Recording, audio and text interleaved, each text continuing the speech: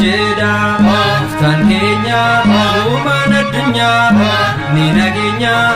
Arala Vissa Sagale Sani Dagenya Dumissa Ifukisa Sagale Sani Dagenya Dumissa Ifukisa Sagale Sani Dagenya Dumissa Ifukisa Sagale Sani Dagenya Dumissa Ifukisa Uno Ifni Bu'e Nufiso Nuifi Uno Ifni Bu'e Nufiso Nuifi Uno Ifni Bu'e Nufiso Nuifi Uno Ifni Bu'e Nufiso Nuifi Yaikob Yohannis Kasumas Petros Makayyon Argan Yosef Elias Abbanis Jede Makoda Ga'a Jecha Koda'u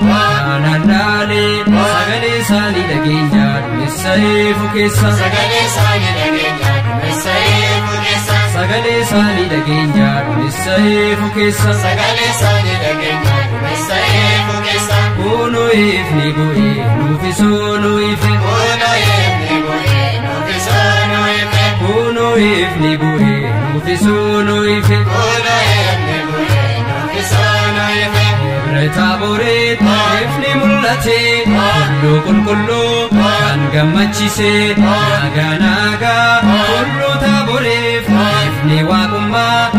Sirrattife Sagale Sani Dagenya Dumissa Ifukisa Sagale Sani Dagenya Dumissa Ifukisa Sagale Sani Dagenya Dumissa Ifukisa Sagale Sani Dagenya Dumissa Ifukisa Uno Ifni Bu'e Nufiso Nuifi Uno Ifni Bu'e Nufiso Nuifi Uno Ifni Bu'e Nufiso Nuifi Uno Ifni Bu'e Nufiso Nuifi Itoophiyaanonni seenaa qabeeyyii aadaa isaanii alaqqisiisan honborabsanii akka abboota isaanii jiitii waan qabuuf na gammachiisu sagale isaanii dhageenya Dumissa Ifukisa sagale isaanii dhageenya Dumissa Ifukisa Uno Ifni Bu'e Nufiso Nuifi Uno Ifni Bu'e Nufiso Nuifi Uno Ifni Bu'e Nufiso Nuifi Uno Ifni Bu'e Nufiso Nuifi Martoota isaatiif hafuura ergee Itoophiyaanonni kennan ishee guutee Du'e jedha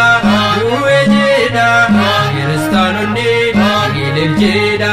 Sagale isaanii dhageenya Dumissa Ifukisa Sagale isaanii dhageenya Dumissa Ifukisa Sagale isaanii dhageenya Dumissa Ifukisa Sagale isaanii dhageenya Dumissa Ifukisa Uno Ifni Bu'e Nufiso Nuifi Uno Ifni Bu'e Nufiso Nuifi Uno Ifni Bu'e Nufiso Nuifi Uno Ifni Bu'e Nufiso Nuifi Waggaan ayyaan